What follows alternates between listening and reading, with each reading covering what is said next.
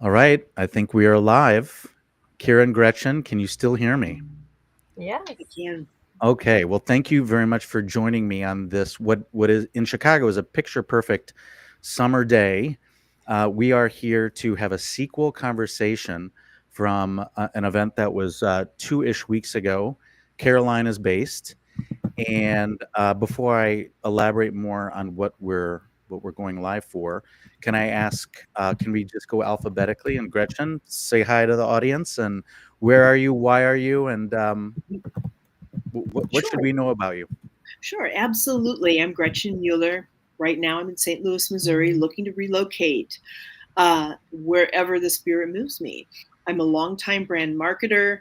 I got my feet wet in marketing communications. I switched to brand strategy, and I've learned that I will succeed best if I start working on the how and the who rather than the what. I've spent so much time getting to the sales metrics and not really spending as much time with the people who need to get it there. So I'm refocusing and pivoting my career into change management. I've got my certification and I'm getting as much information as I possibly can so that I can get out of marketing and stop selling cheap shoes and ag products and work with people again instead. It's going to feel really good. I'm very excited to do this. That's awesome, awesome, awesome. Kira, Yeah. I'm Kiara Ojo. I'm based in Kirkland, Washington. I'm right now a change management consultant on an ERP transformation for a local government up north.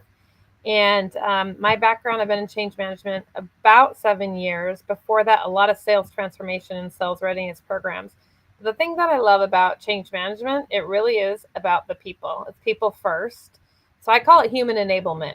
Whatever it takes to get people to learn about whatever changes, get them part of it, make them feel part of it, and then activate them into succession. So I love leadership, and I've been following Robert for a long time in the ACMP forums. I'm on the or was on the board of the Pacific Northwest ACMP, and that's how I first started following Robert. So when he mentioned about this conversation, I was like, okay, let's talk about leadership. I think we can always learn the good, bad, and the ugly. And we'll keep names out to protect the guilty, but I think conversations on leaderships are is really important because everything starts and stops with leadership.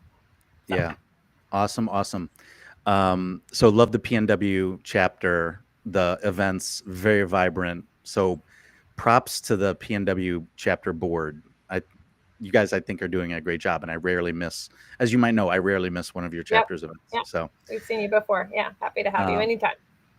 so leadership. Before I share my screen, the exploration and landing of this topic was when I talked to the Carolinas board, and instead of me bringing kind of a vanilla prepackaged presentation, I asked the board member, if I meet you where you are, what is keeping your people up at night? What's keeping you up at night? And weaving through just a couple minutes of conversation, the phrase we landed on was filling your leadership void. Uh, Mm. so that is the origin of the title um, of this of this session. So I will go ahead and share my screen. And is my video still okay? Audio still okay? Yep. Yes. Okay. So here we are, filling the leadership void, the sequel session. I've carried around this quote about leadership. I've carried around this quote um, for about 20 years now. And although I'm showing a slide of Martin Luther King Jr., the quote is from a former executive at Motorola, Chris Galvin. And he, I don't think anyone's interested in a photo of Chris Galvin. Good looking guy, but I can't. I'm still okay having this difference of the photo is Martin Luther King Jr. But the quote is what's followed me around. Leadership is taking people elsewhere for their benefit, where they might not go on their own. And I have a more recent leadership quote at the end, just a more recent executive. And as I've said to both of you backstage, interrupt me, interject anytime the spirit moves you. Am I hearing a keyboard though? I don't know if I'm hearing. I'm Yeah, I'll hearing. go on mute. That's me. Oh, okay, okay. So one of my favorite TED talks. um, by Simon is from Simon Sinek, and it's called Start with Why. So let's start this session with why. We have an interesting culture trait where there's a lot of climbership. There's a lot of climbership going on, masquerading as leadership, and it's really important for us to distinguish climbership from leadership. We have people in the wrong seats, and those people who are in the wrong seats are creating this leadership void. Many of us are experiencing a culture of hurry, and I added the phrase "no lunch for me" today because someone in the Carolinas chapter, before we went live with that June session, they were remarking that too often they're experiencing no lunch for me today because they're just rushing around. And I recently stumbled upon a body of work called the Friction Project. Again, the Friction Project was the term for the bigger body of work. And the two speakers and authors of the Friction Project, they introduced me to this term, frustration factories. And because I had already been using the term elegant expectation factory, I was delighted to find this parallel term. One has a positive connotation, one has a negative connotation. So again, this session is aiming at these cultures where we feel comfortable saying, I work in a frustration factory. So as I said, there is a difference between climbership and leadership. And so here on the left, these are labels that I use to describe climbers and climbership. They're followers, they diminish others, they demonize others, they lean into personality conflict and tolerate personality conflict, and they host boxing rings of people. And this leads to low trust environments. Now, the words in the middle, the bottom of the slide, I stumbled upon these four terms after I learned about a study on trust from Northwestern University, and I believe several universities and think tanks have done studies on trust. And the single takeaway that I take from these studies is that trust, it's such a vital term and culture trait, but holy ambiguity, Batman. We need to almost immediately double click to understand, well, what flavor, what dimension, what facet of trust do we think about if we don't trust someone? Is it their competence? Is it their honesty? Is it their dependability? Or is it their benevolence? And so what I wanted to do here was relate climbership to trust and leadership to trust. Leaders listen, they don't diminish, they lift. They know the difference, and they know to avoid demonizing someone, but disagreeing can be healthy. Task conflict is good. Personality conflict is not good. And a boxing ring of ideas is welcome. A boxing ring of people is not welcome. So I'll take the occasion for a pause. Kira and Gretchen, any reaction? Yeah, it reminds me of Patrick Lencioni. He's got a book on the 5 levels of a team. And the bottom one is the foundation is actually trust. And he talks about that trust as a currency. And that teams, high performing teams, they have trust, even when they call each other out, that they have this currency, this exchange that's not about breaking people down like on the left-hand side of the screen, but it's more about the team dynamic and caring for the team versus like me versus them, the boxing ring.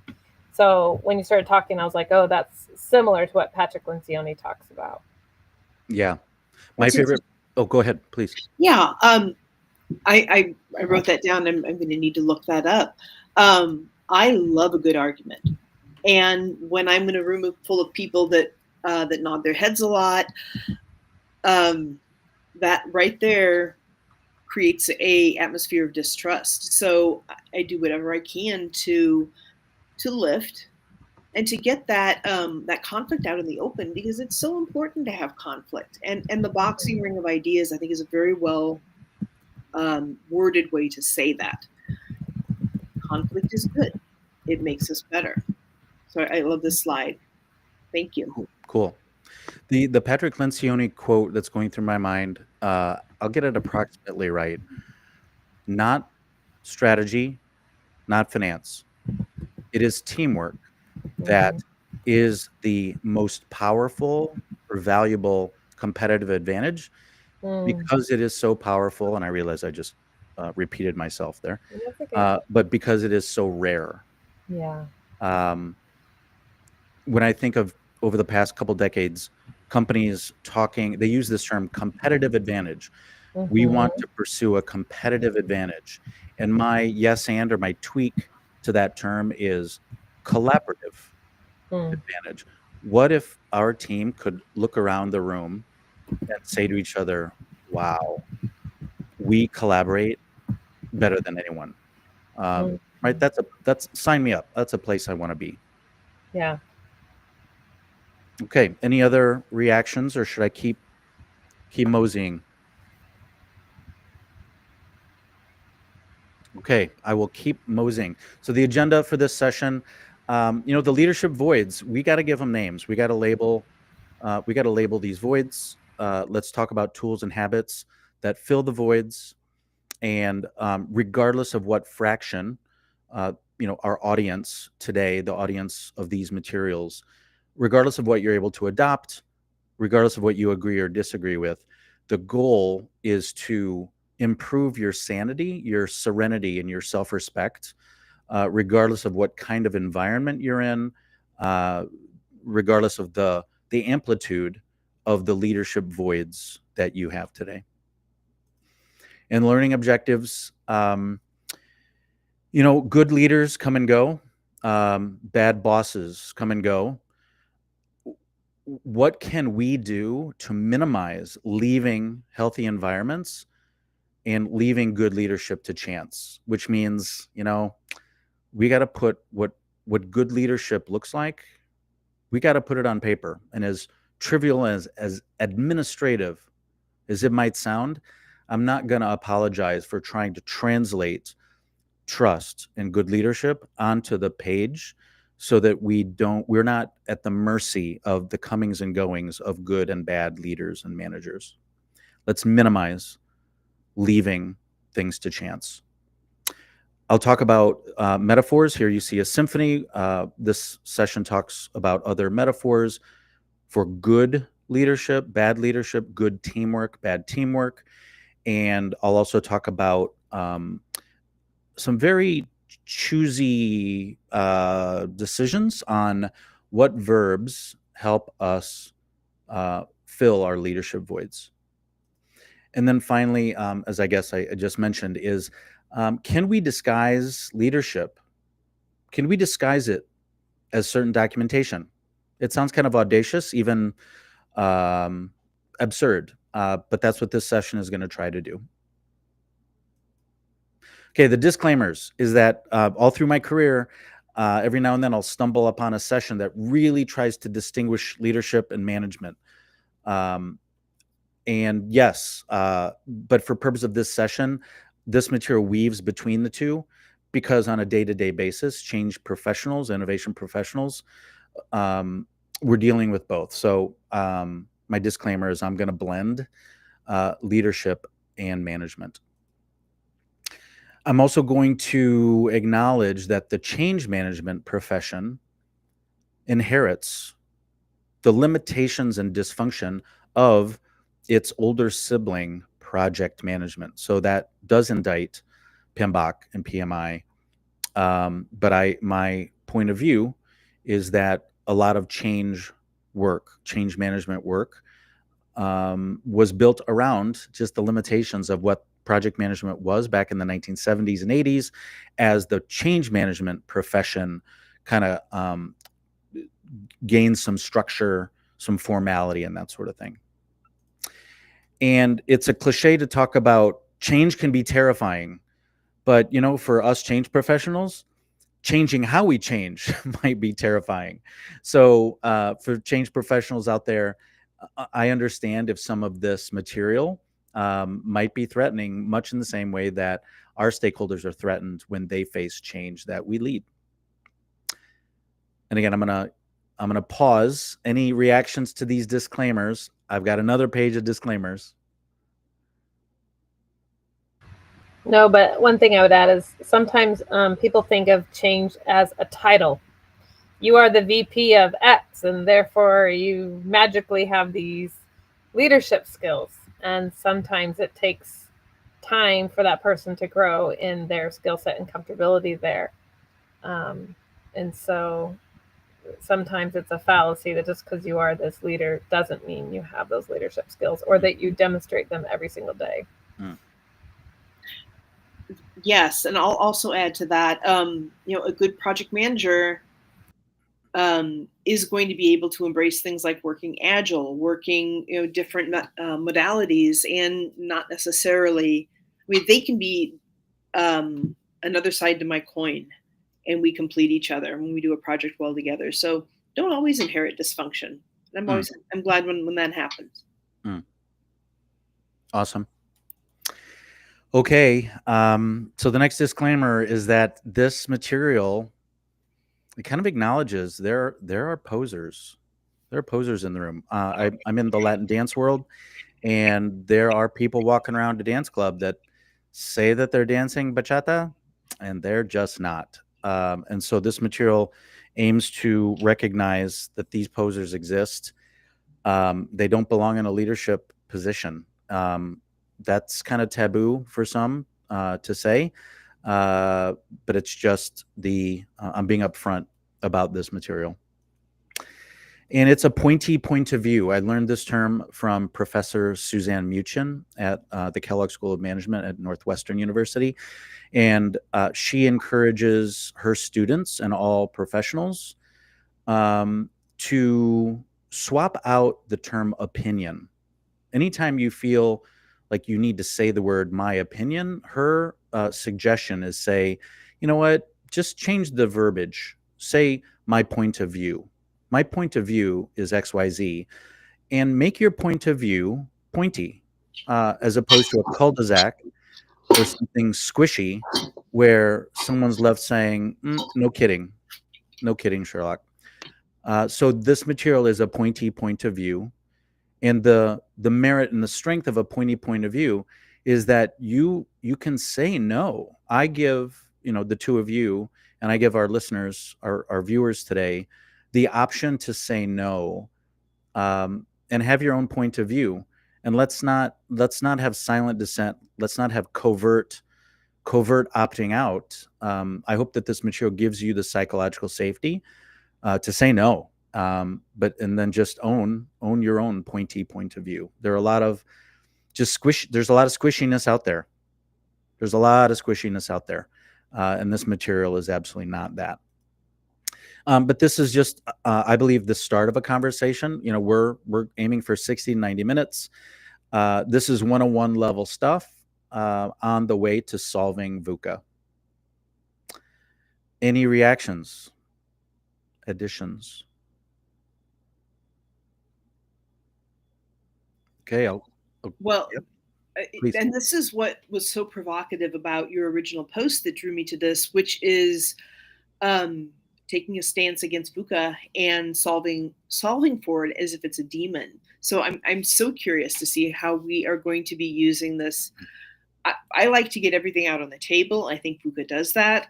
It diminishes the power of something scary and change-worthy into something a little bit more manageable, just by giving it a shape and a size and and a texture. Is it prickly, whatever. So I'm really glad we're getting to this. Thank you. Awesome. You said the word prickly. Cisco, and I have not been able to independently verify or even have a second opinion about this or second perspective. Just broke my own rule there. A company, Cisco, evidently has used the term spiky leadership. And when I was informed about this term out of Cisco, it really felt similar to what Professor Muchin calls a pointy point of view. So if any Cisco folks, and I know that the Carolinas board has a Cisco employee on their board, but she was not familiar with that term. But I'd love to learn more, or maybe other companies have similar themes to avoid or minimize squishiness. Okay, let's start labeling the voids. I think of the 3 T's. I think of time, talent, and treasure, where when people of a certain seniority level, they just don't have time. They don't have the talent. And again, that's a broad umbrella to say a senior person lacks the talent. And sometimes, well, it's just not in the budget, and they point to a budget. So one of the tools to close and fill the leadership void is a framework called ORS. And ORS stands for observation, reaction, suggestion. I learned this from my recent past Toastmasters club called Windy City Professional Speakers. So I want to give a fond holler to Windy City Professional Speakers. And this framework was aimed to minimize unhelpful feedback for speakers. Or the inverse of that is to maximize helpful feedback for public speakers. And we would sometimes call out kind of an ORS alert when we heard feedback for speakers that just wasn't that helpful, just yelling out ORS alert. And that demanded the audience member, the person giving feedback, to break it down into 3 parts. What did you observe? What was your reaction to that? And what is your suggestion to help the speaker improve? And so this example of ORS is calling out people in with senior titles. We know you want speed, but when you're not around, you are the one that is slowing the work down. You cannot have it both ways. And so, if you want authority, you also need to pair it with accountability, or using different terms. I know you want decision rights. That also means you need to keep decision responsibilities. So again, I'll pause. Any reaction to this slide? Time, talent, treasure, ORS framework, minimizing unhelpful feedback.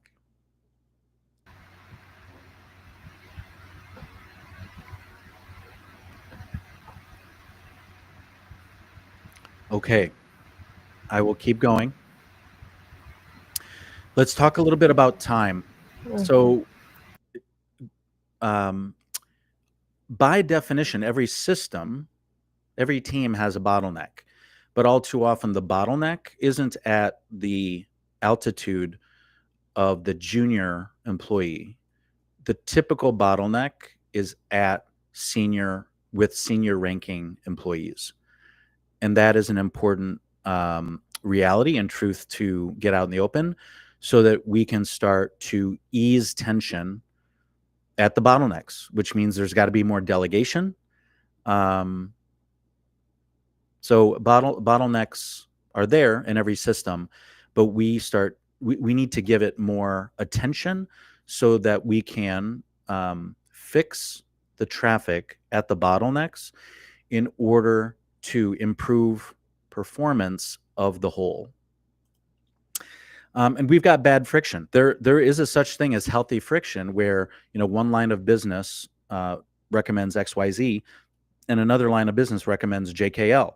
That is optimizing globally, not optimizing locally, and that is good friction.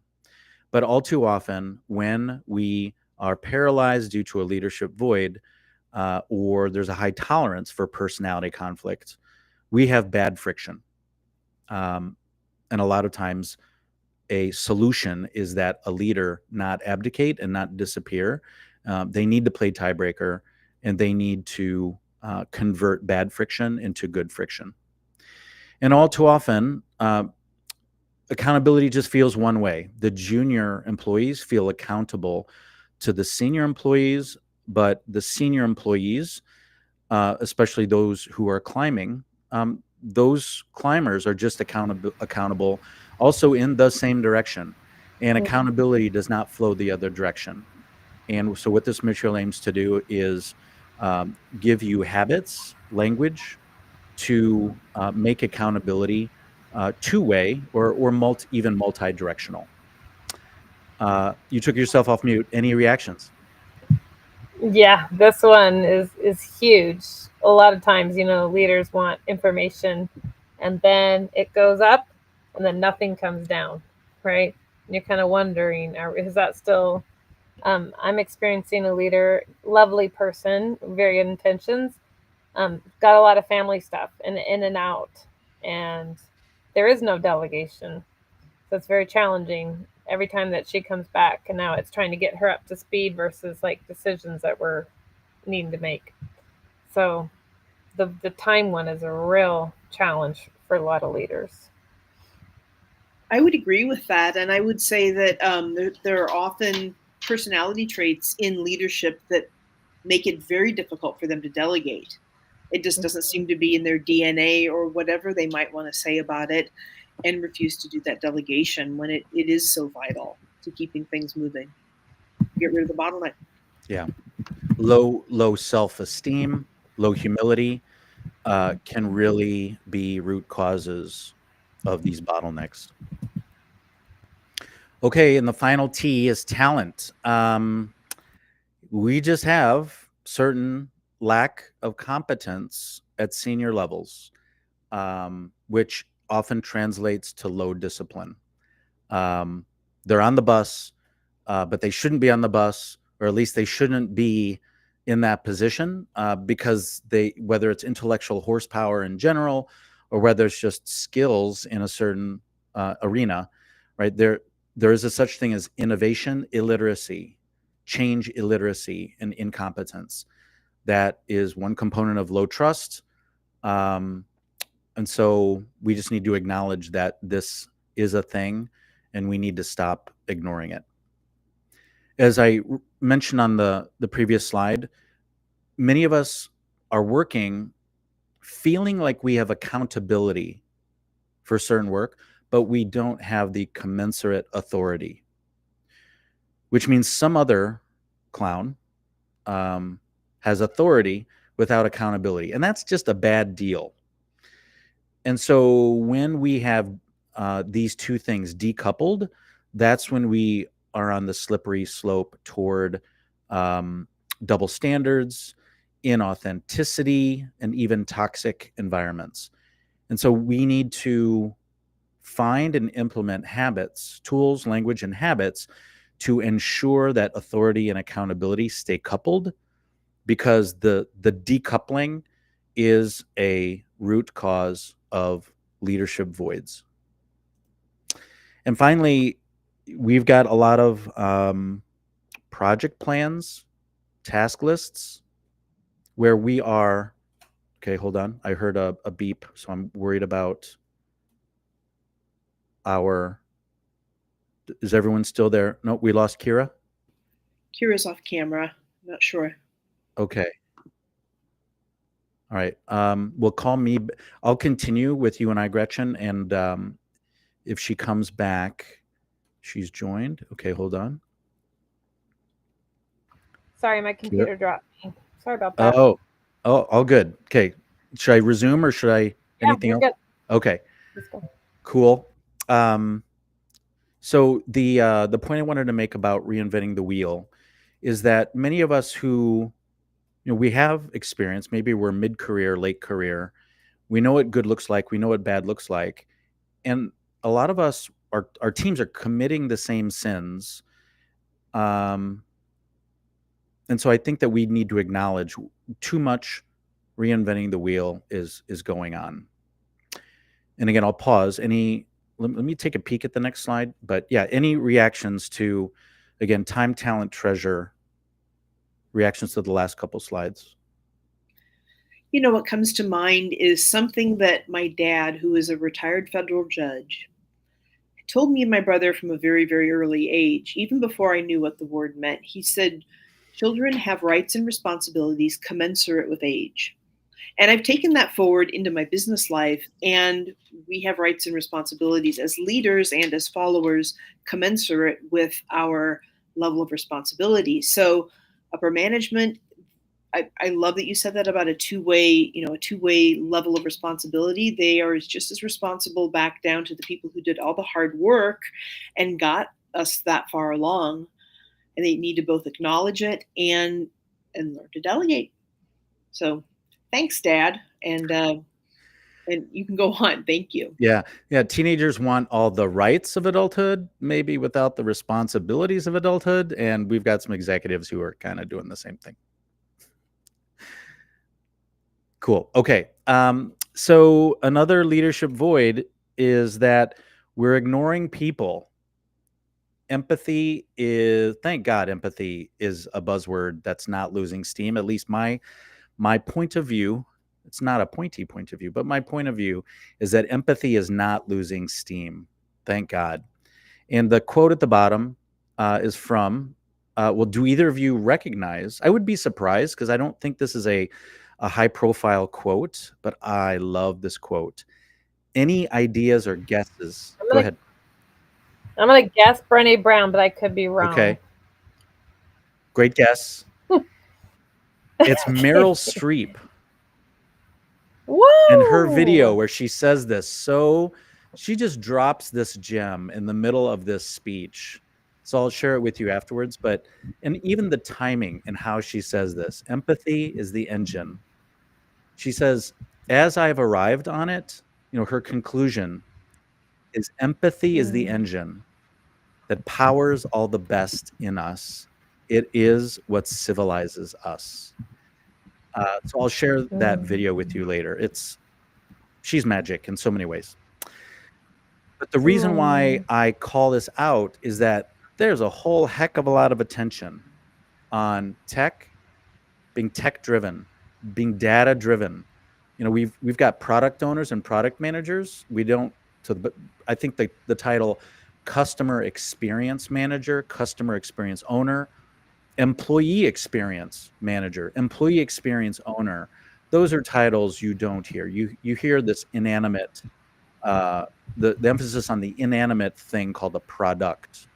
And of course, AI. And these are not animate. These are not living things. They don't suffer.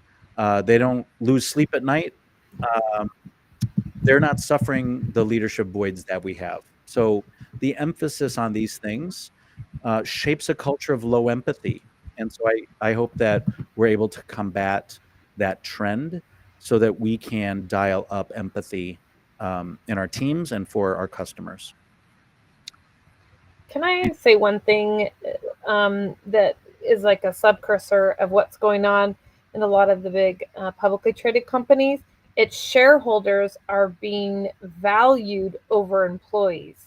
And it used to be like employees would work for a company for 30 years or so, get a pension, retire. Now it's these quarterly profits and reporting to shareholders, which really has been driven some of the culture changes. And I can speak of some of it because it's impacted me myself. I remember I worked for Microsoft for 15 years, and I remember many times I thought, I'm going to retire at this company. I'll be here. And I started very, very young. I was 23 when I started at Microsoft. I'm not 23 anymore, but worked 15 years. And then lo and behold, one day my card came up. And so I say that, and just as it is real that this push on shareholder and profits and share price is really driving some of the culture changes that are happening that are impacting things like people at the empathy level. So, yeah. And yeah. Well, not only that, but we are a culture enamored of technology and bright, shiny new things. So that gets this disproportionate amount of people's attention, really at the loss of empathizing with the people that are impacted by the product and that are bringing the product to market or wherever else in the chain. We just love technology because it's shiny and new. Yeah. That's our culture. Yeah. I'll play yes and to that. Technology and the glamour of technology, the allure of it, is underneath the financial dimension of low marginal cost, right? When we use a vending machine, it's technology. Why is it attractive? Because it's now less expensive to like buy a Coke, buy a candy bar, etc. So I understand the allure and the attractiveness of low marginal cost for purpose of profitability, but let's also view low marginal cost as low laboriousness, where we've just made things easy to buy that Coca-Cola at 2 a.m. At a road stop, that sort of thing. So I don't want to dismiss technology, period. I just want to point out that technology is a child of low marginal cost. I'm not interested in minimizing wages. I'm interested in minimizing laboriousness. So what does it mean for good leaders to make teamwork as easy as it should be? And technology might play a role, but I'm more keen to fill these leadership voids. I'm more keen on low marginal cost, low laboriousness. So that's not the same thing as tech. It's this material aims for low laboriousness. Am I making sense? Any reaction to that? Yes. Yeah, I get that. Yeah, that was a good yes and. Cool. Okay, I'm going to keep moving. I think time-wise, we are still doing okay. We're almost at our halfway mark. So also in these leadership voids, the job market is doing a terrible job playing matchmaker. We're being told the pace of change has never been faster, yet we still have a job market that doesn't really fit how evidently the pace of change is all rosy. The job market is anything but rosy. So leadership voids are contributing to the market just doing a terrible job at playing matchmaker. We could look at it in terms of two things that are idle. The first thing is idle work. Whether it's within a company or at a societal level, I believe that there is a ton of really valuable but idle work to do. Innovation, continuous improvement, process improvement. So I call this an innovation debt. Like society and teams, companies, we're not innovating too much. We don't have an innovation surplus unless we start talking about pet projects or random. We could have system bloat. But my point here is that I believe we have a talent problem because we're doing a terrible job, or leaders are doing a terrible job at playing matchmaker between idle work, let's call it the demand curve, and the supply curve, which is idle workers, because there are a lot of skilled and experienced change professionals that are unemployed or underemployed. And again, the job market should be better if the pace of change, the pace of innovation is increasing. And so the discrepancy also is that the workers who are working, holy franticness and saturation, Batman. So we are disengaged. We have a lot of fatigue. We have a lot of burnout. And so these three images, I believe we need to indict that the market, and I'm pointing at the people in positions of power who are climbers, not leaders, they are doing a terrible job. The job market is doing a terrible job at playing matchmaker.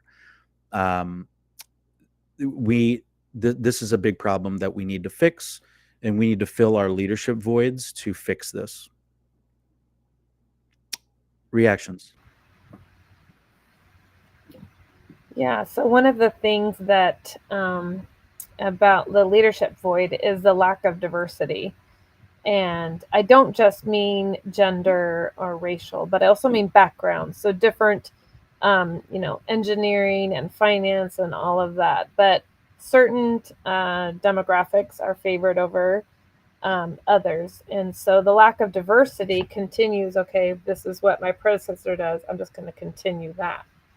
And where you see some growth, I guess I'll talk a little bit about women because I started a little bit, is more in like the HR realm or in the customer experience. But I think that we need more diversity, and I'm not just speaking gender, but holistically at leadership levels and executive leadership levels that can drive some systemic changes. Amen.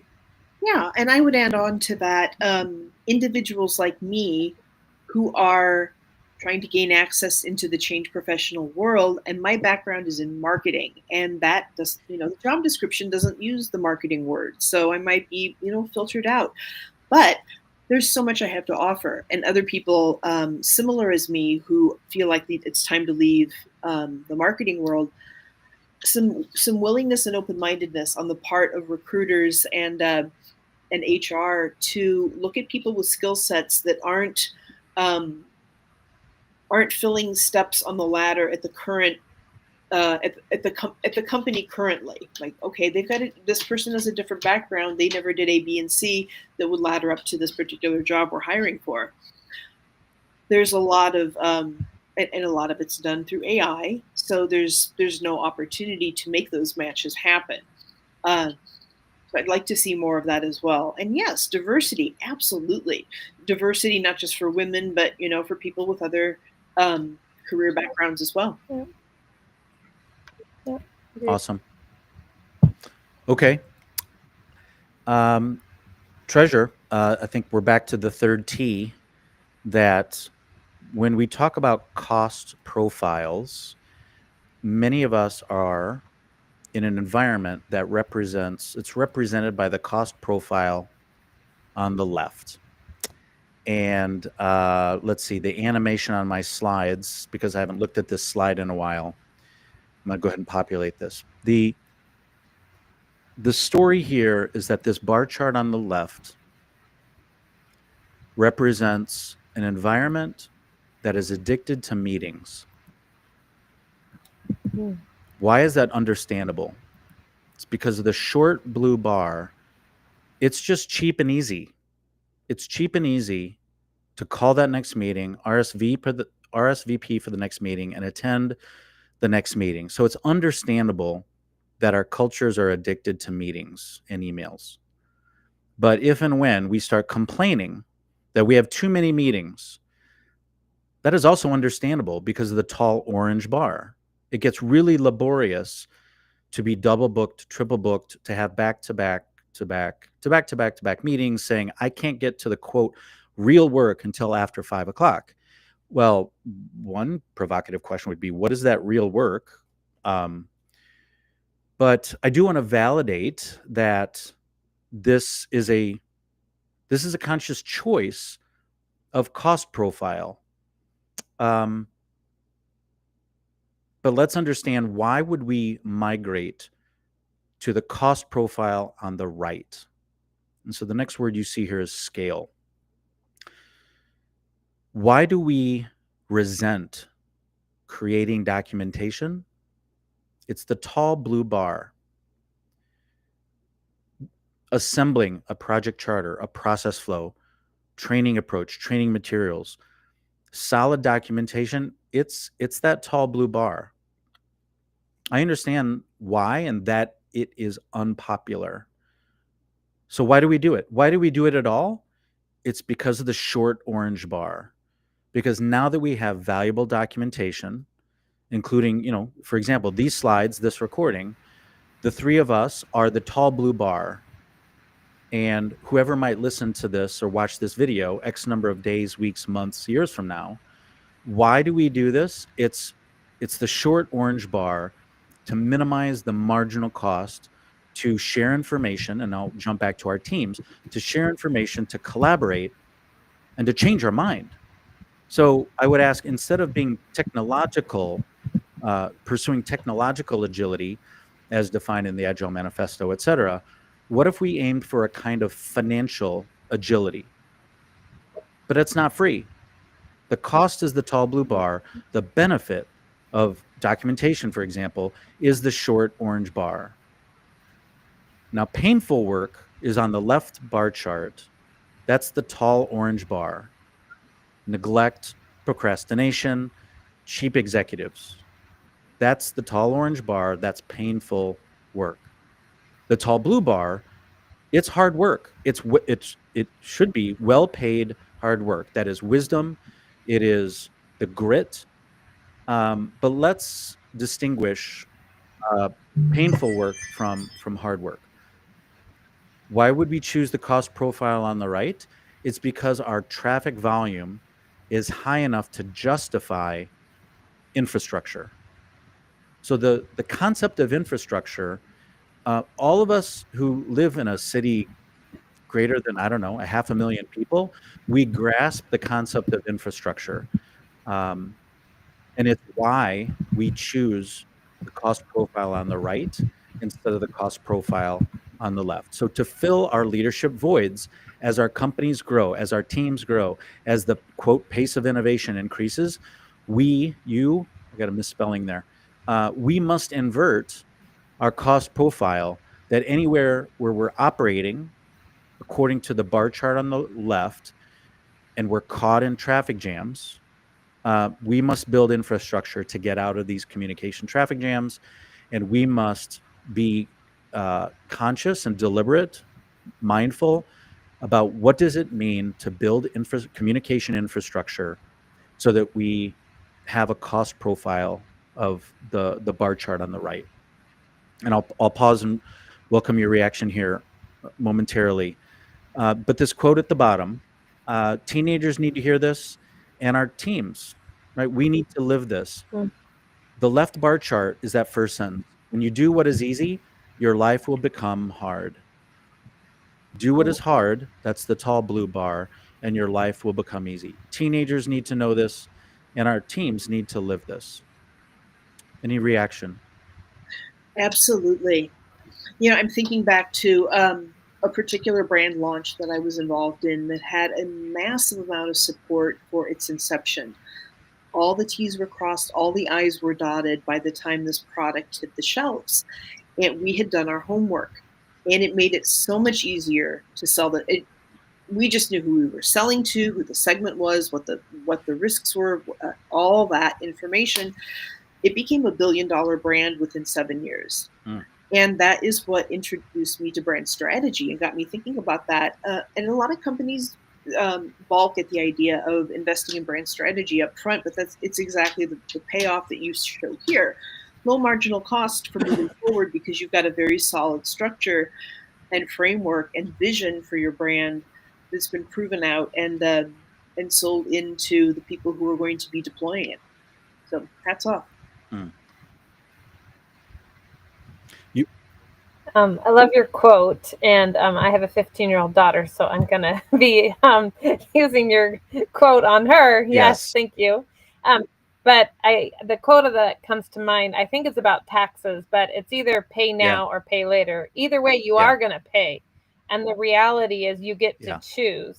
So what's not there is the time frame, right? I think on the left-hand side, you have the short, but on the right hand, the ROI, and yes, I'm thinking dividends, is going to pay off because you have new people coming in and they're able to access that. And so the reach of that good documentation is so much beyond the frontline team.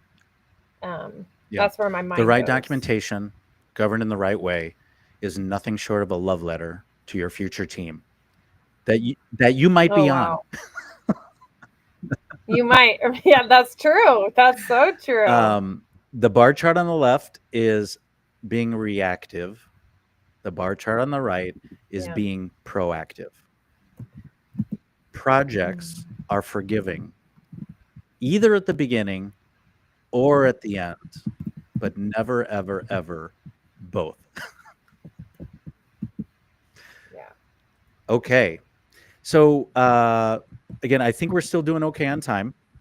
We're a little bit over halfway. This tool is aiming to fill the leadership void. And what this tool is, of course, I'm calling it the pie chart. And for those of us of a certain age that remember a board game called Trivial Pursuit, that's kind of the look I was going for here. And so the idea of the tool of the pie chart is that most of us might start categorizing our workload in 3 different categories. And you see 3 colors here: firefighting, ops, and innovation. And so if you're in a crazy VUCA environment, let's look at firefighting.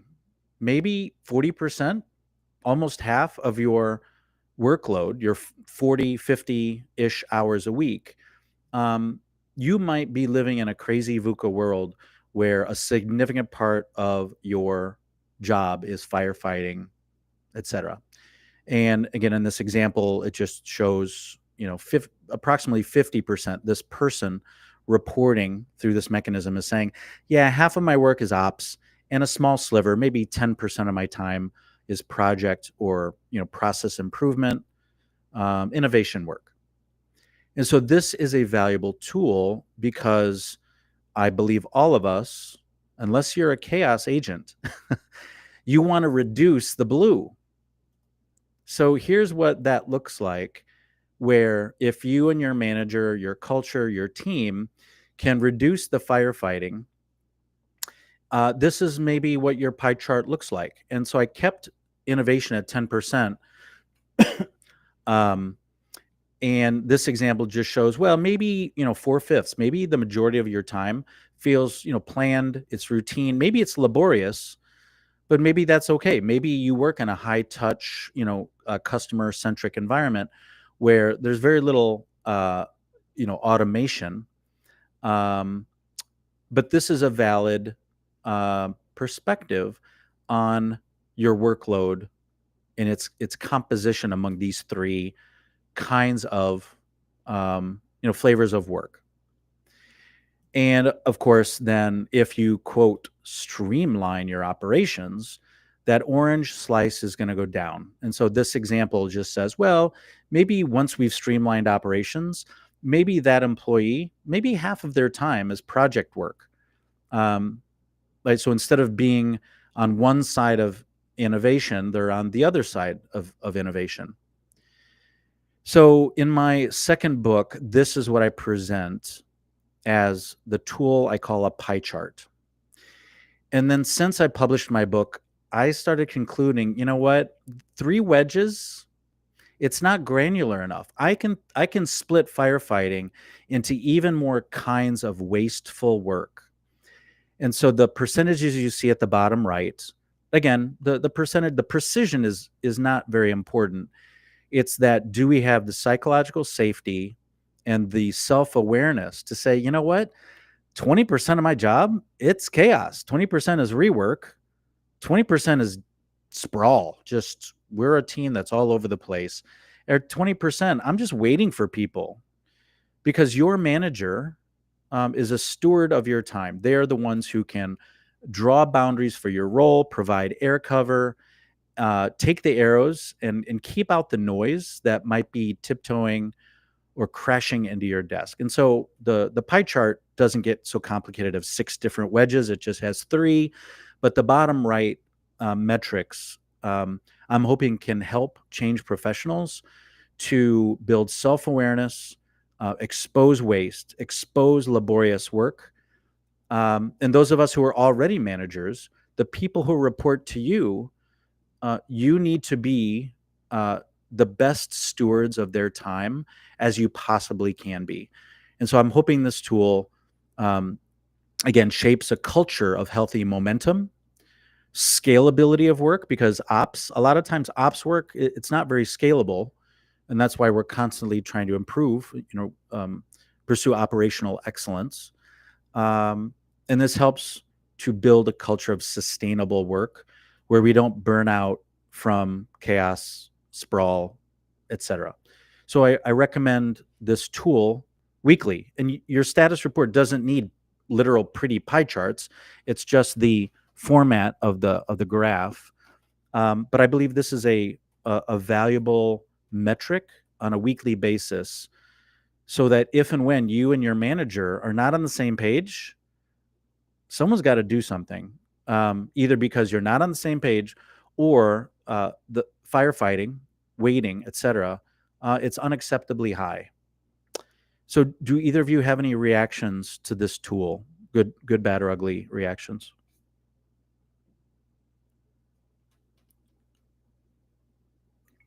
I do. The idea that this would be shared weekly and we could see the progress or the improvement or the chaos of the way that our pie charts are shaping up is a great awareness tool that I had not even considered deploying before. So I love the pie charts. Cool. I can see this used in a one-on-one. The piece that would be really helpful is where there is on the left, the craziest VUCA. It's like the suggestion, the solution, because it's one thing to state where you are. It's another thing to get alignment with your manager. And our managers are dealing with so many things. So sometimes they're just not thinking about that one thing that can make such a difference. So leaning into the solution side of it, I think would be helpful in with the conversation. Otherwise, it's just data points, and it would be easy for bad managers or those where there is a leadership gap to just kind of step over it because that's your data, not necessarily theirs. Yeah, I agree. If this were a tool to be managing up, we'd have to do this with kid gloves. It sure would sound useful, but I'd be curious to see how I could manage up using something like this. Yeah, it is a tool to manage up without kissing up. Yeah. Okay, I'll keep going. So VUCA, I think in the original session and tonight, I guess I didn't formally explain what this acronym stands for. And I'm assuming that everyone has by mid-2025, you've heard of this acronym, but I should not assume that. So it stands for volatility, uncertainty, complexity, and ambiguity. And there are plenty of people who think, well, VUCA just is. It's not something you can manage. And I react, well, then I'm just going to hire 19-year-olds. That's why we're well paid, is because we do know how to keep VUCA tame. And so to change professionals or any professional who tolerates or is a VUCA seeker, a chaos seeker, I think that's a license for low expectations. So I'm not aiming for perfection with this body of work, but what I am interested in doing to solve VUCA is that it is valuable to be able to distinguish what are human errors, and I use the example here of spilling coffee. If I spill coffee, occasionally, no one should get crucified. I'm human. I'm not perfect. We shrug. We wipe the table off, wipe off, my pants or my shoes, and life goes on. But human errors have a different order of magnitude of impact than institutional errors. And so in statistics class, these are called a sampling error. That's a human error. And that's different than systemic errors and systematic errors where I'm a klutz. I'm repeatedly spilling coffee, or I'm neglecting a leaky ceiling, or if I'm purposely spilling coffee, also known as sabotage. So I think this is an important distinction, that we're not this body of work, and to fill a leadership void, no one should be expecting perfection. But I absolutely believe we should have amazing awareness of what are our institutional errors and what is the next most valuable NMV, what is the next most valuable institutional error to fix. So the hand here on the right is pointing out that over the last year or so, even longer, there's been an awareness of disengagement in our companies, in our projects, etc. And I would ask the question, well, remember those climbers? Remember those climbers we were talking about? Who disengaged first? And because I think the topic of disengagement often is aimed at the masses, the majority of employees. And I just don't see it that way. I believe that if you have a culture of climbership, those climbers are who disengaged first. So to wrap up this slide, a couple applicable quotes. We're not going to be able to change culture and fill these leadership voids unless or until our status quo is actually more painful than the transition. Again, nothing will change until our status quo of whatever dysfunction, leadership voids, etc., are more painful than the transition to fill those leadership voids. Okay, any reaction to human versus institutional error, sampling, systematic errors? Can you clarify for me where I thought you were going with institutional errors were the same error happening across an entire business unit or across the entire company rather than one person repeating the same error? Am I hearing that correctly? Well, it could be that you're discussing, I think, a different axis of how many people are involved, or if it's a contained error. And I think that's a great topic. What I'm trying to do is point out, like, to share language that explains we're not aiming for perfection. We're just aiming to minimize the repeated, frequent, and over time, really expensive stuff. Because a sampling error is not expensive, typically. I mean, you could have, one, fraudulent transaction that blows up a company, and that's happening. But, the tonight's conversation is aiming to distinguish. Let's not be petty. Let's not be petty about human errors, because we're human and no one's asking for perfection. But I think it's valuable to distinguish human error, which I think is very forgivable, and distinguishing that from institutional errors, which should not be forgivable. We should constantly be searching out what are our biggest, most impactful, in a negative way, institutional errors that we need to fix because they hurt profit, they hurt culture, they demoralize, etc. So whether that's one line of business, one department, or 10, I think that's a worthwhile conversation. But I'm not trying to make a point about the scale of a number of people involved. Am I making sense? You are. Thank you. Okay, I'm going to keep going. So this is a transition slide into the next agenda item, where let's distinguish sampling errors, where, if I'm attacked in the workplace, I'm going to call out the example of bullying, or a one-time only leadership void. We can be resilient. And I think that word resilience applies when we've got localized sampling errors. And especially in the case of bullying, I'm not going to be a doormat, and I'm not going to fight fire with fire. And I'm tiptoeing into a different topic that I give called What If I Feel Set Up for Failure? But the martial art of Aikido is a valuable metaphor, where Aikido, it doesn't aim to damage your opponent, but it aims to neutralize them by exaggerating their momentum. And so I'm mixing concepts here, but the left half of this slide, again, I want to talk about what is forgivable, where do we need to be resilient, where does resilience fit, and where does that term belong? And I believe that's in the face of sampling errors. And if someone does me wrong in the workplace, I can be forgiving, and I can give them grace, and we can move on. But there's a difference between sampling errors and systemic and systematic errors, where, I'm now just starting to feel like a chump, a doormat. Is this person wiping their feet on my professional boundaries? Because now, don't ask me to be resilient.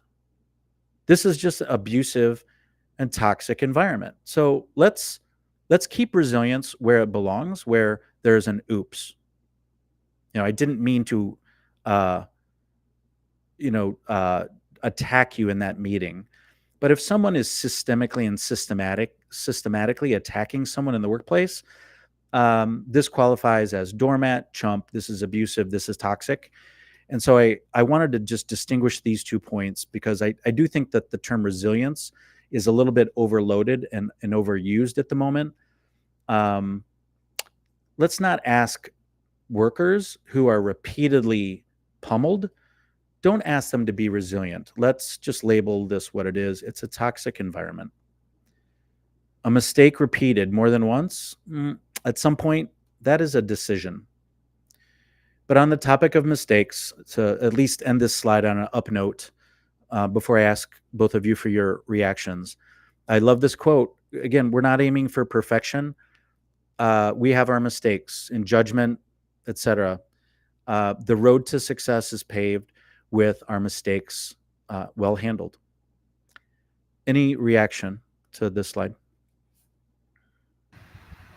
Only one, that sometimes the mistakes aren't they're not our fault, but they're our responsibility based on where we sit.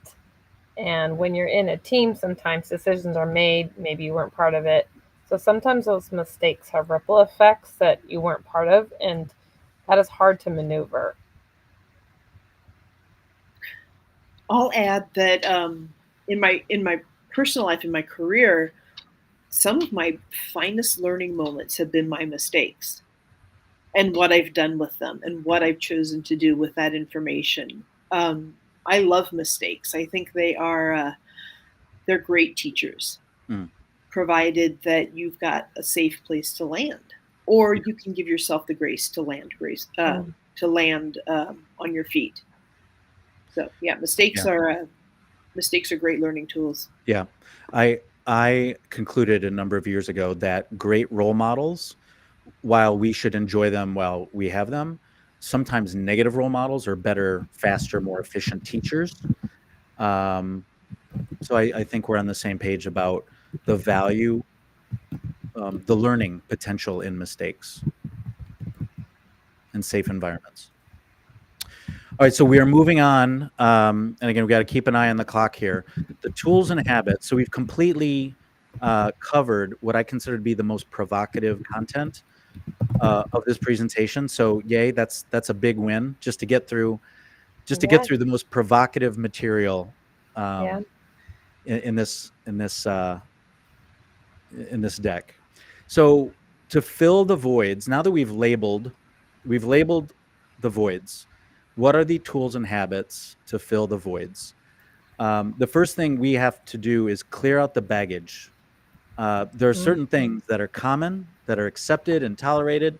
And my point of view, and it's of course a pointy point of view, is that we have to treat certain things that they're just not sacred. We should not tolerate VUCA, this framework called RACI, the 4 adjectives, been around a long time. It harbors a lot of ambiguity. And it's a false sense of governance. It's not solving our biggest problems. So let's not treat the RACI as sacred. The next thing, meeting minutes. Meeting minutes have been around a long time. They let the absentee, right, the leadership void, it lets them off the hook. And it says, oh, it's fine that you don't show up. We'll document meeting minutes. And this is enabling the leadership voids. And so this material indicts meeting minutes is counterproductive. It's a pointy point of view. And we probably could even spend 15 or 30 minutes alone on how meeting minutes are counterproductive. Let people off the hook.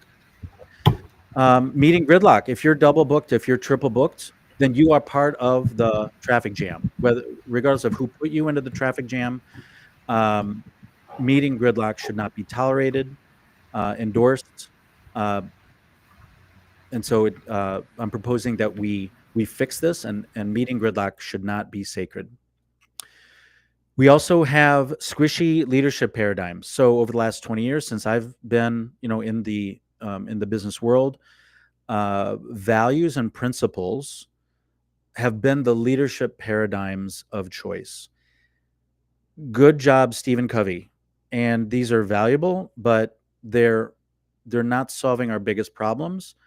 They are squishy because they tolerate covert opting out, silent dissent, as if, well, those values and principles are for thee, not for me. So we do have double standards. We do have leadership voids.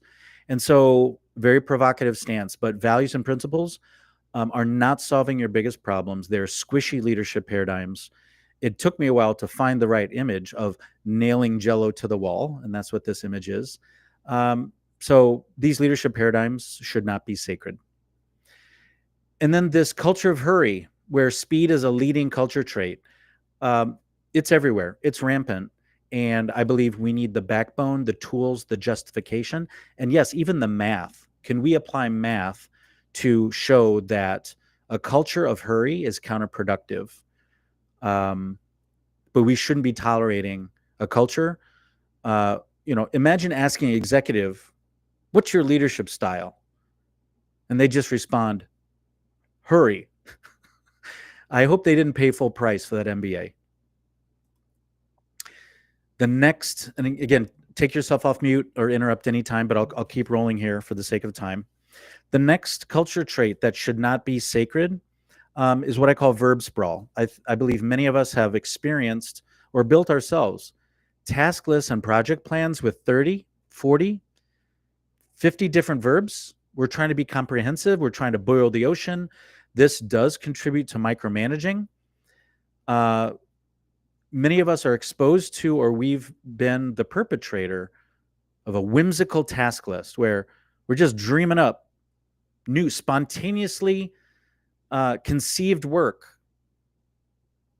And we're building these public dumping grounds of task lists, endless bullet points. This is micromanagement. I believe there's a time and place for our impressive, exotic vocabularies. Project plan is not that place. Too often we are trying to manage what's infinite. Meetings and emails and every possible task we can imagine. And so I believe this is a Scottish proverb. There is no greater impediment to the advancement of knowledge, and I would add momentum, than the ambiguity of words. And verb sprawl contributes to complexity and ambiguity. Those are the last two letters of VUCA.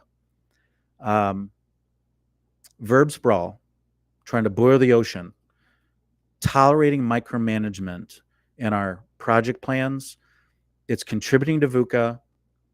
It increases ambiguity. It's not your friend. And we need to fill our leadership voids. We need to push back against verb sprawl. Again, I'll go ahead and pause. Any reactions to the last few slides? Yeah, I think of Brené Brown. She says to be clear is to be kind. And when you get all this fancy language, you don't really know what it means. There's a lot of people just won't ask the questions or the elephant in the room. They'll just be like, okay, they'll nod their head, right? They're a yes man or yes woman. Yep. Too often we just skip over stuff. Yeah, when I go back to my my first ever career as a creative director, one of my mottos was, give me the creative freedom of a well-written brief. A well-written brief is very elegant, concise, and to the point. Yeah. There's a term that I stumbled upon a few years ago called liberating structure. And so the alternative to verb sprawl that I'll introduce here momentarily, it is a liberating structure. And what you're looking at here on this slide, there's no structure. It's just a brainstorm. I have been on a project where one of the unwritten success factors is that we got as exotic as we could with our language. It absolutely confounded the absentees in the room. It was a warped environment, but that's what we had.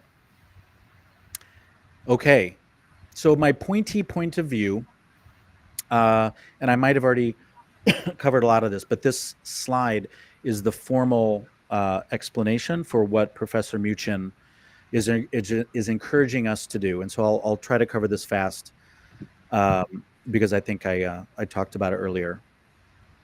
Suzanne Muchin encourages us to swap out the word opinion, because when we use that word opinion, we devalue what we're about to say. Instead, use the phrase point of view. When you share your point of view, Don't have it be a cul-de-sac. Don't make it squishy, because everyone's going to smile and nod their head, whether they truly agree or not, they don't agree. And so a squishy point of view tolerates folks to opt out, right? Values and principles are not a pointy point of view. Everyone's going to nod their head.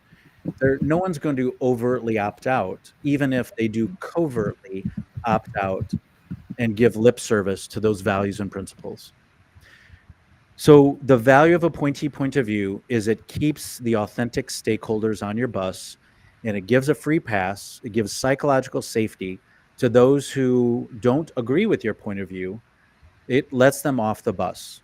So you retain your authentic, aligned stakeholders, and you boot off the posers and those who are not authentically with you, aligned on the same point of view. So instead of the squishy leadership paradigms and values and principles, I'm recommending to fill these leadership voids that we change the altitude of our leadership paradigm, reduce the altitude. And I did find these cute donuts that have teeth. We need leadership paradigms with consequences. Values and principles are not issuing consequences for these leadership voids, but the leadership paradigm of metaphors does give us a leadership paradigm with teeth. So what metaphors am I talking about? When I think of metaphors for healthy collaboration, these are the 8 metaphors that come to mind for me. And so I'll ask both of you, what are your metaphors? Do you have any other metaphors for healthy collaboration? Anything else come to mind? I like hub and spoke. That's kind of the flywheel, right? Yeah. You've got the project team, and then you've got the peripheral, and they're dependent on each other. Yeah. So you're hinting toward a notion of what is centralized and what is decentralized. When I think of hub and spoke, I think of certain airlines that that have a hub versus at least the conventional original business model of Southwest Airlines was to avoid hub and spoke. It was point-to-point flights. And so that was a point of distinction for Southwest for a long time. I believe gradually they've abandoned avoiding hubs. I believe Southwest actually does have hubs now. But anyway, that's what comes to my mind when you say hub and spoke. Okay. As a healthy, as a metaphor for healthy collaboration and teamwork. So I get it. What jumps to mind for me is the metaphor of playing in the same sandbox, which is messy and dirty and fun and challenging. And you can do it with a team. You can do it in parallel play. You can do it by yourself. It's very much a creative metaphor, but I still think it's very applicable to the way that I do business today. Yeah. Love that. It reminds me of why I included parenting in this body of work. I love the quote, excuse the mess, my children are making memories. Excuse the mess, my children are making memories. And so the reason why I think parenting is such a great metaphor is because it teaches us the culture traits of bang the table leadership, set the table leadership, which our teams need both, navigating messiness, to your point, and self-sufficiency, right? Most parents at some point want to be empty nesters and have their kids off payroll. So we also value, there's value in a culture trait of self-sufficiency. And that, again, going back to the title of our conversation tonight, filling our leadership void. So I call these arts, you see the performing arts in here, but wait, there's more, to use a marketing cliche. These are what I call the empathetic arts, because these arts, these activities really care about the other people involved, right? In a symphony, you really care about the other performers and audience members, stagehands, cast and crew. I just tiptoed into the theater metaphor. in partner dance, you really care about your dance partner, the other people on the dance floor, your next dance partner. So again, these are what I call the empathetic arts, and they also require discipline. Mm. They're high empathy, they're high discipline. And I hope that they are inspirational to fill leadership voids, because leadership voids are low discipline and low empathy. So regardless of whether we're high school pedigree or Hollywood or Bollywood or college or fancy or, Broadway, we um, these metaphors give us a license for high expectations, not perfection, just high expectations. So one more compliment for the culture trait of empathy and why the empathetic arts are so valuable. It's because empathy is the ultimate form of customer insight. Who do you care about?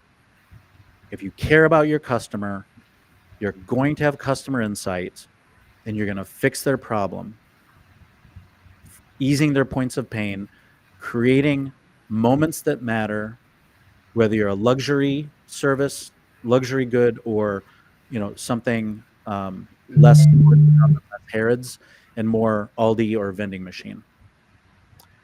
And then this list on the right, I swear I add one thing a month. But this is what comes to my mind, that these are helpful metaphors. These are valuable metaphors for unhealthy collaboration. So any reaction to either of these lists? I can add one to your unhealthy collaboration. Please. I worked with this fantastic woman that said, if you come into my office carrying a screaming monkey, I can take the screaming monkey from you, or I can give you the tools to deal with the monkey yourself. And I visualize that. I use that all the time. Yeah, the screaming monkey. I've heard of a band called the Screaming Trees, and so now I have to add this to my vocabulary, a screaming monkey. Okay. Any other reactions? Okay, we are down on time, so I'm gonna try to wrap us up. Do you guys want us to wrap up in 7 minutes, or let's take a look where we are on the slides. Yeah, we're about halfway through the slides, but I think it's fine if we try to. Do you have a hard stop, or should we just try to wrap up in 10 minutes? Wrapping in 10 minutes would work well for me. Okay, let's do it. So if there's a single slide that might be the most provocative to Agile purists, this is that slide. And so I built this slide because I believe there is much too much squishiness about the pros and cons of all things Agile.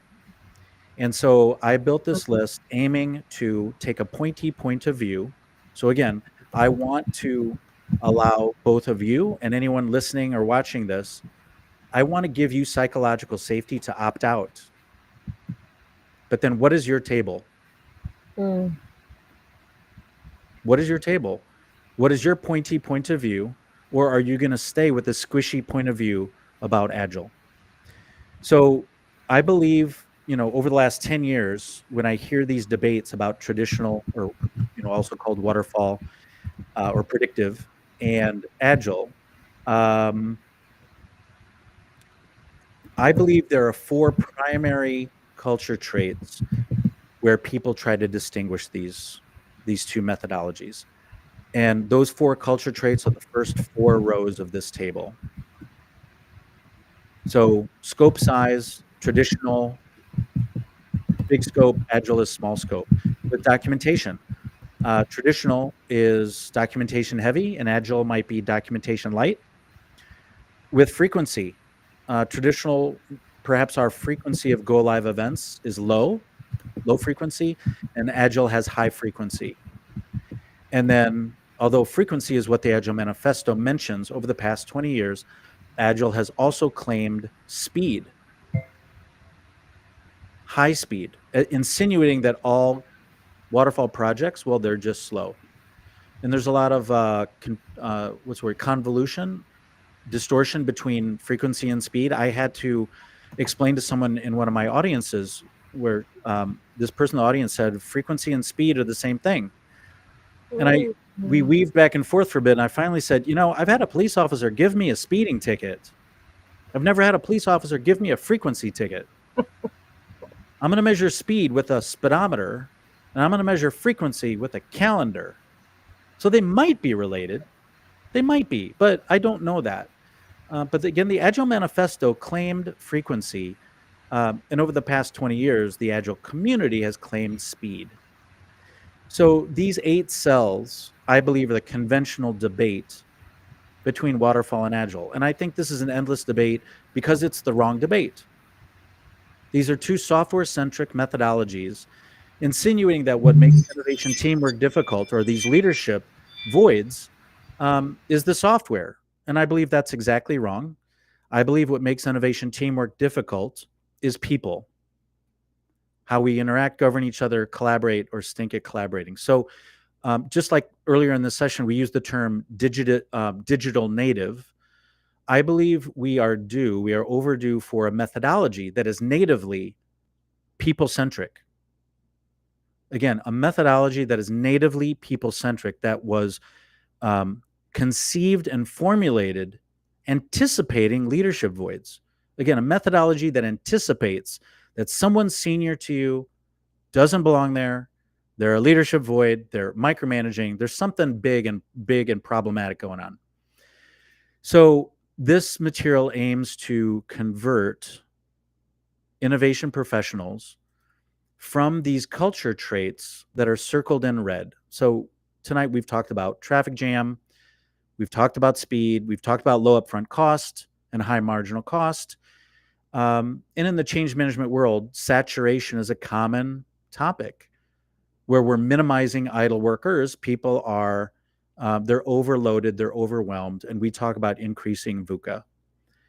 And so this body of work that aims to fill our leadership voids, aims to convert all of us to these culture traits, where instead of this obsession with speed and frequency, we have an obsession with synchronization, imitating that metaphor of a symphony. We can be adaptive, which is the metaphor of improv, but we need infrastructure. As our communication traffic increases, that shouldn't shock anyone, just like any growing city. We need infrastructure. And what does infrastructure mean for our communication traffic so that we minimize our leadership voids? When we're a symphony, we aim to minimize our idle work, not minimize our idle workers or take our level of idle workers into negative territory. But instead of saturation, let's pursue a culture of synchronization. And the last row here is whatever you're doing right now. I don't know that anyone's doing purely traditional, purely agile. Everyone seems to be just doing some vague notion of hybrid. Your authority and your accountability, too often they're uncoupled. So we need a methodology that formulates that these 2 things stay fused together. Any reaction to this slide before we jump to a conclusion?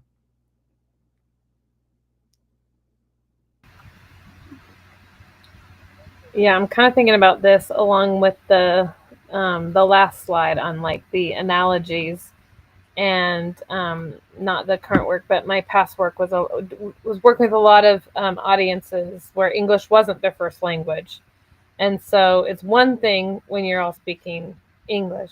It's another thing when you have audience members and team members you're collaborating with who don't understand like the monkey or, just different analogies, right? And we lose people very easily because our English isn't always the same, even from Australian different stuff. So the nuances and stuff, that's why being really clear is so important. And now we have like asynchronous working where we don't have to be together and we're all doing different things.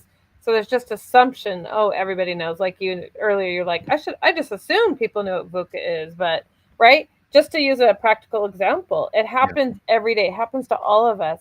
It's not about bad intentions, we just kind of assume we're all on the same page. And that's why the alignment piece is so important. So what you're talking about just hits home. And then I think about the ripple effect of those who are sitting at the peripheral, either due to language or whatever. How do you make them inclusive? That synchronization piece.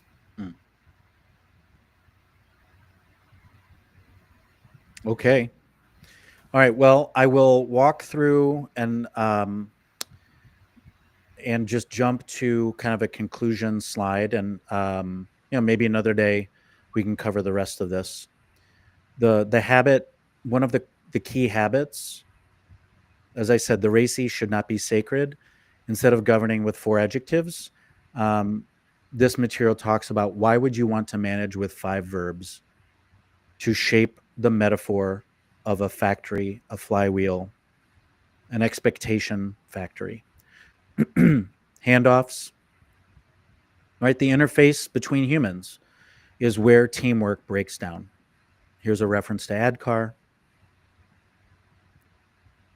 It's easy to detect the posers, the leadership voids. I'm not asking you to suppress meetings. I'm just asking you to put them in the back seat. What's worth 5 verbs?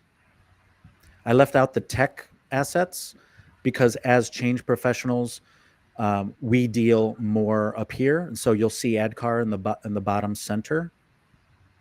These 6 assets generally map to ADKAR. The grit is glamorous. That's the tall blue bar.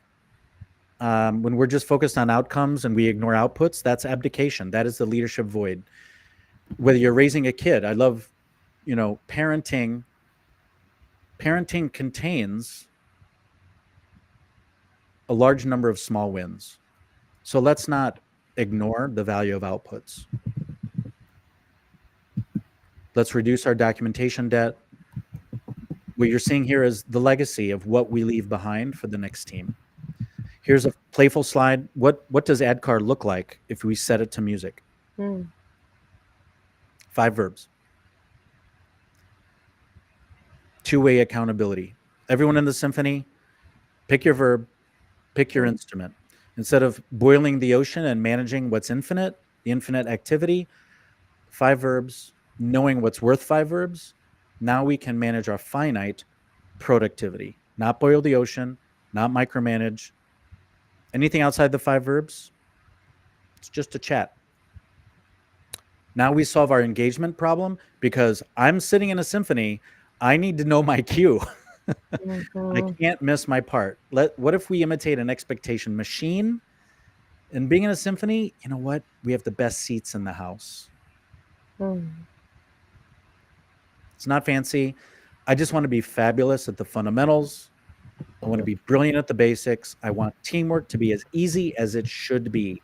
I want us to reinvent ourselves on our terms before Amazon or AI reinvents us on its terms.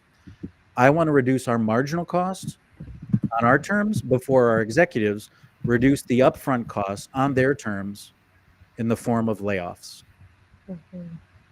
Theater is finite. That's why high school musicals are so successful. They don't manage all the drama. Theater is finite. Drama is infinite. Let's treat speed as a lagging culture trait. The synchronization skill of the boss. That is what dictates the speed of the team.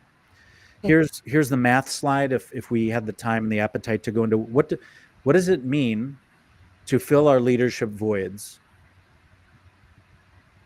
What numbers go through the roof and what numbers go to 0?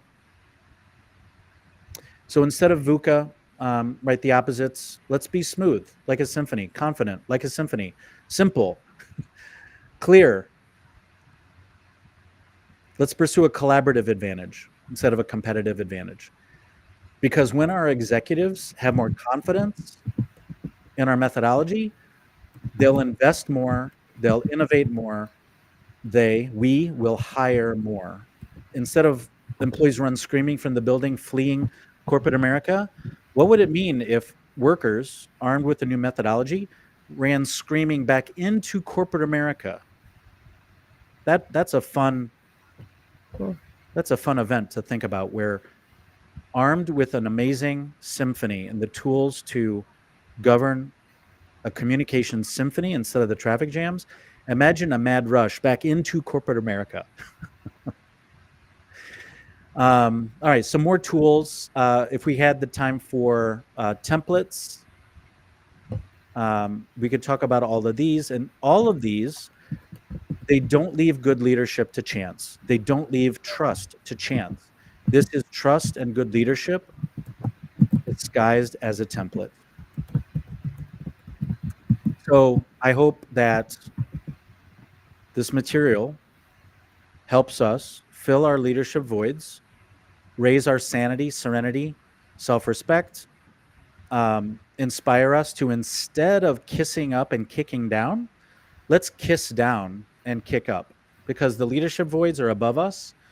And we need to keep banging on the door saying, hello, who checked out first? So this material is very anti-bullying. We're humans, but instead of being competitive, let's just use the word ambition. I am not a competitive person, but I consider myself very ambitious. And there is a difference. Am I ambitious on behalf of one person, as in a narcissist? Am I ambitious on behalf of a small team? Am I ambitious on behalf of a large organization? Do I optimize locally? Do I optimize globally? So these are levers of the last 3 letters of VUCA. Good leaders listen, they lift, they love, not as a feeling, but as a decision. And empathy doesn't have to be squishy and warm and fuzzy. Often, I feel my empathy is absolutely dry. I'm just here to lead a symphony. And love can be simple. It's two people or more just doing their best to bring out the best in each other. But love might be a taboo word in the workplace. And I'm going to take a pointy point of view and say, you know what? Love is everywhere in the workplace when we are doing our best to bring out the best in each other. So my call to action is, this material is leadership. But it's disguised as metaphors, verbs, and the templates that for tonight's session we mostly skipped over. But let's combat VUCA. Let's solve VUCA, because VUCA is low discipline. It is low empathy. I call this work elegance because I believe it is high discipline and high empathy. The old obsession was hurry, speed, frequency. And I'm asking you to consider a new obsession, synchronization. It's not free. It's high upfront cost. But it's low marginal cost. It's a license for high expectations. And instead of just having samples of success, like, hey, we got lucky, let's not leave success and trust to chance. Let's have it be systematic. Not perfect, but systematic. Let's shape a culture of clarity, confidence, courage, ambition, and enthusiasm. And you're not alone. Right? Filling your leadership void, you want allies, those who you feel psychologically safe with. And so I hope this material helps you be a catalyst for culture change. And so I promised one more leadership quote, again, as I look at our time. This is from Sheryl Sandberg. Some folks are not a fan of Sheryl in certain ways, although they might like her book. Or they can take or leave her book. But I think I do like her quote about leadership. And of course, I refuse to take down the photo of Martin Luther King Jr. But Sheryl's quote is, leadership is about making others better as a result of your presence and making sure that impact lasts in your absence. And again, I'm going to credit parents. They're the poster child of leadership where you know that at some point they're going to be absent. Okay, we reached the end. I'm going to stop sharing my screen. And how do I? There we go. So, Kira and Gretchen, thank you. I hope this was fun, entertaining, useful. What closing remarks, what reactions, input, where should we leave? I love your energy. I love the language choice you've made. I'm a writer at heart. I think that just pointed language that you've chosen that very purposefully. You get to the point very quickly and with a lot of enthusiasm, positivity, and you don't beat around the bush. So thank you for inviting me. I really appreciate this. Mm-hmm. My pleasure. Yeah, it's clear that you're really passionate about leadership, but not just like as like a oxymoron or something, but it's very practical. It's something where leaders could take and actually take action. The other thing is it reminds me that leadership isn't about a title, it's about all of us. It's all of us. It takes all of us, right? So you're one of your final slides, kiss down but kick up. Like that's complete reversal of how a lot of corporate America is run. Yeah.